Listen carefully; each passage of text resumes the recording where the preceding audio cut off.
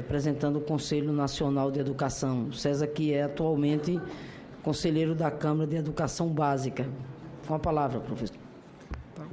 Muito bom dia, muito obrigado, senadora Fátima, também todos os senadores. Até quero pedir desculpas aqui ao senador Cristóvão Buarque, porque eu lhe prometi, quando nós estivemos na Universidade de Yale, agora no começo do ano, lhe entregar aqui no Senado um livro que nós comentamos, chamava Os Desbravadores, que é de um autor muito interessante chamado Felipe Fernandes Arnesto, mas esse livro está esgotado. Eu já pedi para a Companhia das Letras para ver se consegue me achar, mas ainda estou na dívida, né? Mas quero cumprimentar todos os integrantes da mesa. Desculpa, mas era bom que todos os meus devedores se comportassem tão bem, viu? Será que eu estou devendo agora? Bom, mas de qualquer maneira, não apenas pela dívida, mas ao encontrar aqui os senadores, aqui os componentes da mesa e os que nos assistem também, a ideia é de que nós temos ainda um longo caminho para desbravar os caminhos da educação da qualidade. Eu faço coro às informações que foram prestadas inicialmente pelo Daniel Cara, que, de fato, o financiamento da educação no Brasil, ele dispõe de uma legislação avançada. Aliás, há muito tempo é avançada, né? E, embora avançada, nós não temos produzido tantos avanços de qualidade como era de se esperar diante do ferramental legal e normativo do qual o país dispõe. Referências mais imediatas ao Fundef, que já foi um sistema, né, de vinculação de recursos ao ensino fundamental e que foi sucedido, aliás, bem sucedido, criativamente sucedido pelo Fundeb, que ainda tem um tempo para expirar, o Fundeb, né, vai até, senador, até 2020, mas que, nas circunstâncias que nós vivemos, eu acho que ele já, não apenas acho, mas muitos vêm achando que ele pode já receber alguns retoques, né, principalmente diante daquilo que está como obrigação de fazer por parte do Estado brasileiro, que é o detalhamento a respeito da distribuição dos recursos do petróleo, né, que é uma novidade no âmbito do Plano Nacional de Educação, mas que ainda precisa ser regulamentado, e rapidamente regulamentado, já que, até por questões de entraves junto ao Supremo Tribunal Federal, recursos provenientes do Fundo Social, né, do petróleo e outros, acabam sendo bloqueados e não estão correndo como deveriam correr pelo sistema circulatório que abastece de recursos a educação pública brasileira. Quero dizer também que, por conta desses avanços da legislação, além de Fundef, Fundeb, é de fato algo notável a aprovação da meta de atingimento de 10% do produto interno bruto, né, para ser vinculado à educação. Quer dizer, um grande avanço, né, que ainda precisa também ser regulamentado. Veja que nós já estamos chegando ao final do primeiro ano, né, do Plano Nacional de Educação, e eu, pelo menos, não encontro pistas de como é que vai ser regulamentado as obrigações federativas em relação a esses 10% do PIB. Será só por conta da União?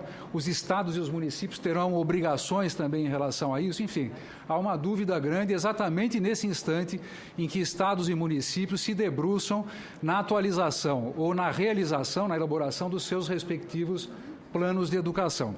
Então, tem muitas questões de avanço. Queria também chamar a atenção que o próprio Congresso Nacional aprovou recentemente 2 avanços que são até constitucionais.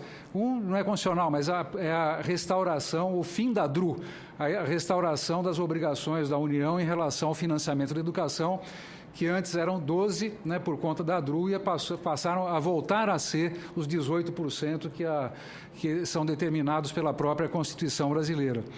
Piso salarial, enfim, nós temos, de fato, muitos avanços que ainda precisam se fazer valer no contexto da melhoria da qualidade. O que eu gostaria de chamar a atenção, apenas nessa introdução, é que quase tudo que nós realizamos nos últimos tempos tiveram um foco muito quantitativo, né?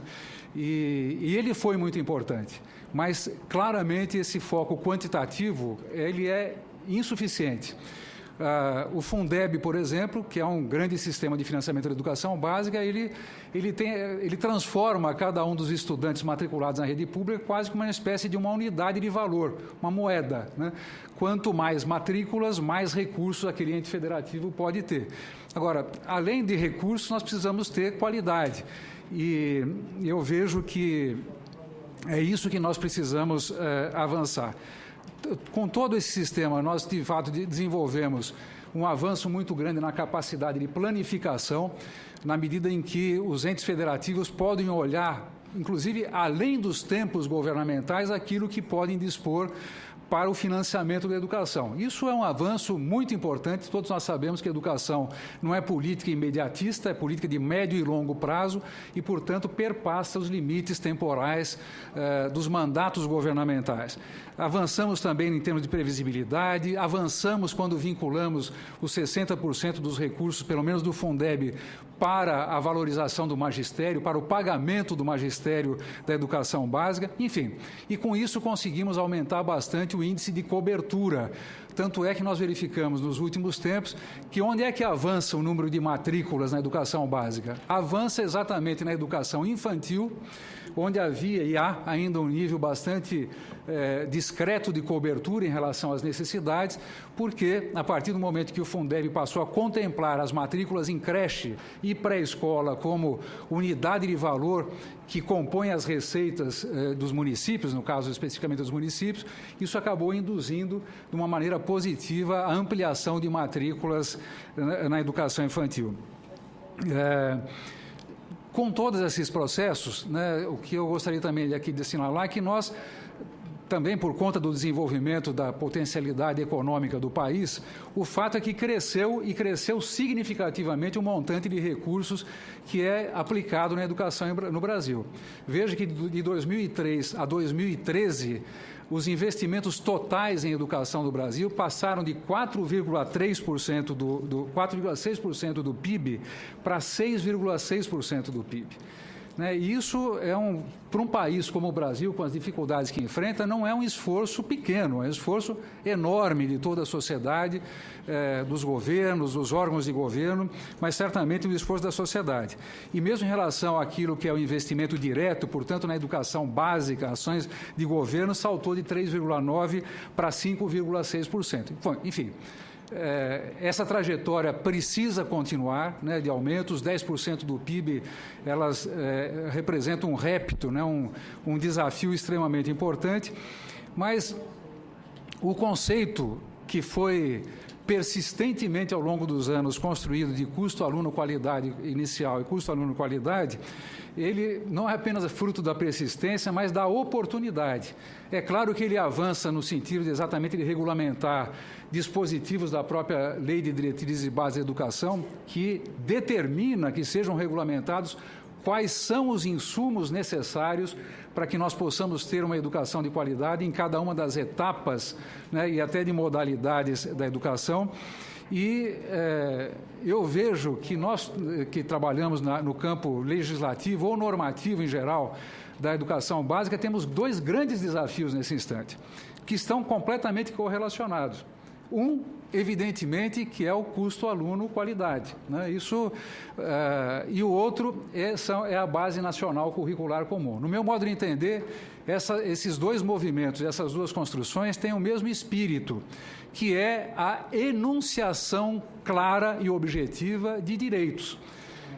O direito, como todos nós sabemos, é uma construção cultural, é uma construção de pessoas, né? Esse copo não tem direito, mas nós temos direitos em relação uns aos outros. E não há direito que não seja enunciado. Dizer que a educação de qualidade tem que ser para todos, está muito bem, mas isso é muito vago. Nós temos que ter a capacidade e a coragem de enunciar os direitos. E no caso especificamente do custo-aluno-qualidade, foi o primeiro movimento articulado e de grandes proporções que trata de decidir, né? E é um recorte, é uma visão daquilo que, nesse momento histórico, o Brasil acredita que daquilo que uma escola pública tem que ter para garantir qualidade. Isso é muito importante. Você pode dizer que isso pode ser questionado. Eu até acho que nós precisamos até aperfeiçoar, eventualmente numa revisão, esses insumos que foram relacionados nesse convênio entre a campanha e o Conselho Nacional de Educação e que foram postos no parecer do professor Mozart, mas isso pode ser aperfeiçoado. Mas estão ali, está dito, é uma declaração, uma enunciação daquilo que tem que ser. E se não é enunciado, não há direito. E a mesma coisa em relação aos direitos e objetivos de aprendizagem. Nós não podemos falar de educação de qualidade em geral ou abstratamente. Nós temos que ter a coragem de dizer o que é que uma criança ou um jovem, em determinadas fases da sua vida, tem o direito de aprender. Isso tem que ser dito, porque senão ficamos no ar e, portanto, não conseguimos agir politicamente, tecnicamente, não podemos nos coordenar. Então, eu vejo que a CAC, né, Base Nacional Curricular Comum, são duas questões, duas faces de um mesmo ser que está em construção, que é exatamente a concretização daquilo que o Brasil entende nesse instante como qualidade desejável de educação, tanto em termos de condições quanto em termos de resultados. Portanto, os resultados, portanto, o atingimento da qualidade na forma de direito de aprender e de desenvolver de todas as crianças. Bem, eu acho que muita coisa precisa ser feita e, percebendo as manifestações aqui da Flávia e as considerações que o Ministério da Educação, eu vejo que nós temos agora uma oportunidade de fazer com que todo esse movimento do CAC, né, ele possa ser concretizado numa perspectiva, inclusive, multifuncional, né? Não apenas realizando logo e bem feito essa especificação das condições mediante as quais uma escola precisa funcionar, né, e os elementos que ela precisa ter, mas o multifuncional porque precisa também estar relacionado a certos padrões de desempenho, eficiência e eficácia.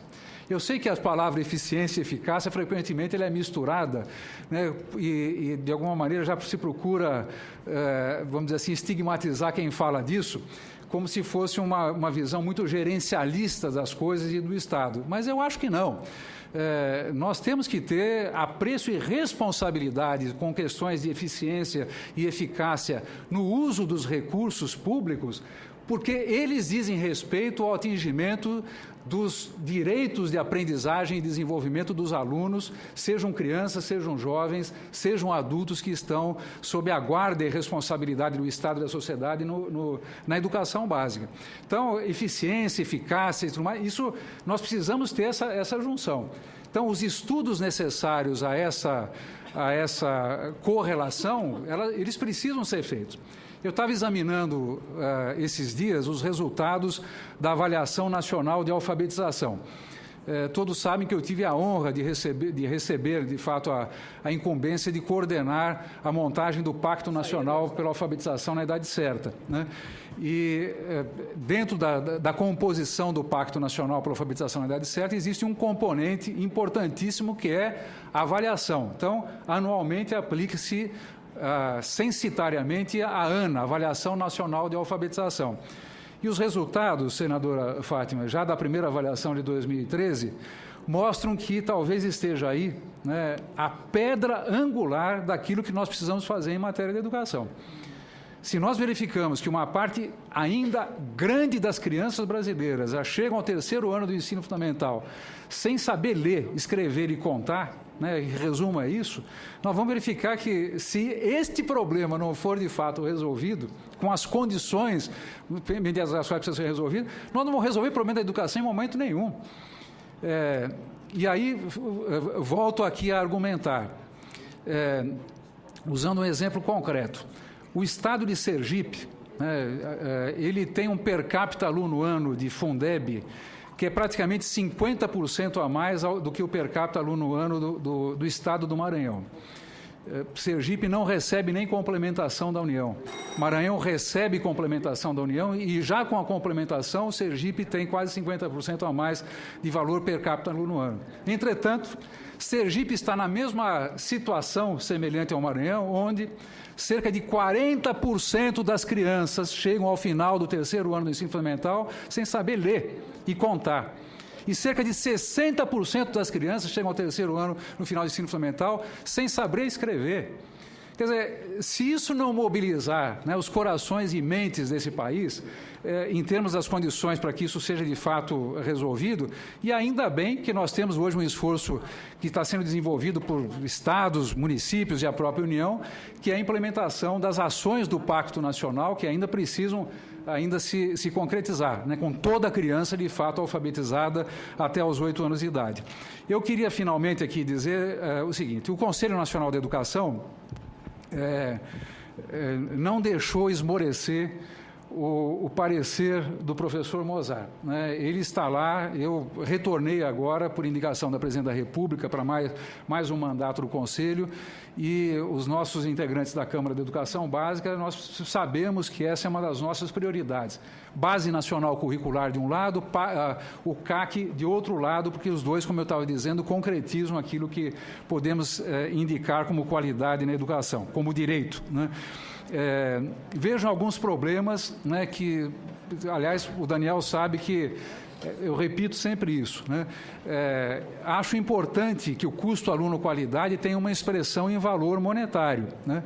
Mas acho problemático que na normatização desse conjunto de insumos necessários, o preço seja uma questão que esteja ali, né? Porque o preço é variável, o preço muda, né? Os insumos são muito mais estáveis e, portanto, nós temos aí um trabalho a ser realizado, eu acho que de comum acordo, e fico feliz e já nos propondo, viu, Flávio, a participar dessas comissões que foram instituídas no MEC, porque, como todos nós sabemos, o Conselho Nacional de Educação tem um papel normativo, não só em relação ao MEC, mas em relação a todo o país. Enfim, senadora Fátima e senadores e integrantes aqui da mesa, o que eu gostaria mais de dizer é isso. É importante, é prioritário, tem que estar vamos aproveitar a oportunidade de correlacionar custo aluno-qualidade com direitos de aprendizagem e desenvolvimento das crianças e jovens e adultos na educação básica. Precisamos ter a coragem de dizer que, em matéria de financiamento da educação, eficiência e eficácia são elementos indispensáveis ao respeito ao interesse público.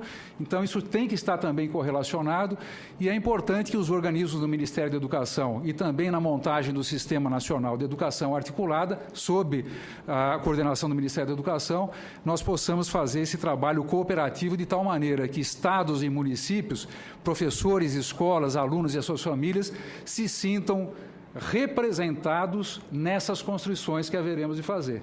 O CAC, assim como o currículo, a Base Nacional Curricular, deve ser coisas que sejam compreendidos por todos, vigiados e acompanhados por todos e, portanto, um patrimônio de toda a sociedade brasileira. Muito obrigado.